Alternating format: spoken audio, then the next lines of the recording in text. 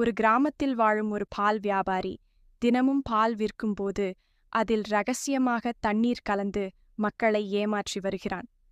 பணம் அதிகமாக சேர வேண்டும் என்பதே அவன் ஆசை. ஒருநாள் வழக்கம்போல் பால் விற்கச் செல்லும்போது அவன் தலையில் இருக்கும் தொப்பிகளை, கேப்ஸ், அருகிலுள்ள பனைமரம் மீது சில குரங்குகள் பறித்து எடுத்துச் செல்கின்றன. அவன் எவ்வளவு கெஞ்சியும் கோபப்பட்டும் குரங்குகள் தொப்பிகளை திருப்பிக் கொடுக்கவில்லை. மரத்தின் உச்சியில் அமர்ந்து குரங்குகள் பாலை சுவைத்து பார்த்தபின் அதில் கலந்த தண்ணீரை உணர்ந்து அவனை கேலி செய்யும் போல நடந்து கொள்கின்றன. அந்த சம்பவம் பால் வியாபாரியின் மனதை உலுக்குகிறது. நான் மனிதர்களை ஏமாற்றினேன், ஆனால் இன்று குரங்குகள் கூட அதை உணர்ந்துவிட்டன என்று அவன் உண்மையை உணர்கிறான். அன்றிலிருந்து அவன் பாலை தூய்மையாக, நேர்மையாக விற்க முடிவு செய்கிறான்.